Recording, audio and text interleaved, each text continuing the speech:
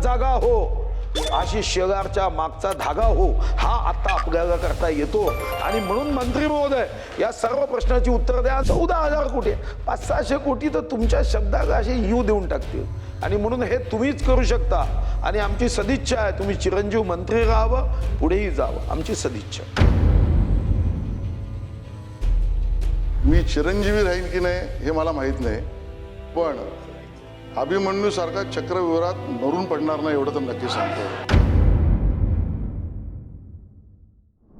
आपल्याकडची एक पद्धत बदलवता येईल का जी जगात आहे? आपल्याकडे पदाची मागणी केल्यानंतर मग हे परीक्षेची प्रोसेस सुरू होते। म्हणजे तो विभाग पदाची मागणी करतो आणि त्यामध्ये पदाची मागणी करताना कधी कधी काही लोकांचं एजबार होऊन जातं, कारण पदाची मागणी करण्याची पद्धतच एवढी कठीण आहे की अध्यक्ष महाराज, मग मी जसं चंद्राची कहाणी सांगत होतो की चंद्राच्या आईने त्याला कपडे शिवायचं ठरवलं, तर आज शिवला की उद्या चंद्र मोठा व्हायचा, मग त्या दिवशी शिवला की पुन्हा परवा मोठा जायचा, मग पुन्हा मोठा व्हायचा, आणि पौर्णिमा झाल्यानंतर काय व्हायचं, पुन्हा छोटा व्हायचा। त्याची आई कधी शर्ट शिवू शकली नाही, त्याच्यासाठी कपडे शिवू शकली नाही, तो चंद्र तसाच दिसतो। तसं आपल्या भरतीची प्रक्रिया आहे। तुम्ही जेव्हा ठरवता तेव्हा 10 पदं रिक्त असतात, जेव्हा परीक्षा होते तेव्हा 20 पदं रिक्त होतात। वेटिंग ठेवता तुम्ही, पण ती वेटिंग सुद्धा एकच वर्षासाठी आहे नियमाने।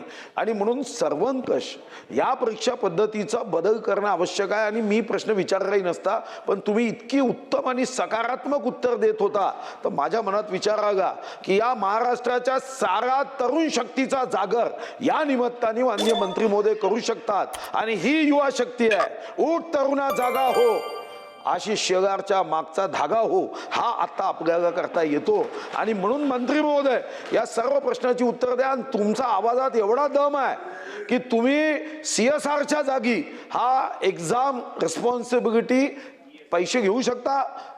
14,000 कोटी आहे महाराष्ट्रात, कारण मी नियोजन मंत्री जेव्हा होतो तेव्हा मी बैठक केली। 14,000 कोटी, 500-600 कोटी तर तुमच्या शब्दाला असे यू देऊन टाकतील। आणि म्हणून हे तुम्हीच करू शकता।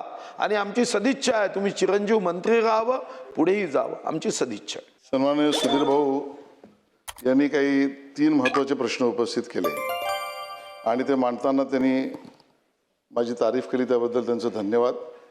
आणि मला पूर्ण भरोसा आहे की त्यांनी मनापासून केली आहे, आणि मला याचाही पूर्ण विश्वास आहे की त्यांच्या आहे म्हटलं मी मनापासून केली असंच म्हटलं। आणि त्यांच्या मनामध्ये अन्य कुठलाही विषय माझ्याबद्दल अकारण असूच शकत नाही, पण या चर्चेमुळे अकारण विषय परिसरात जाऊ नये म्हणून मी चिरंजीवी राहीन की नाही हे मला माहीत नाही, पण अभिमन्यू सारखा चक्रव्यूहात मरून पडणार नाही एवढं तर नक्की सांगतो। आणि त्या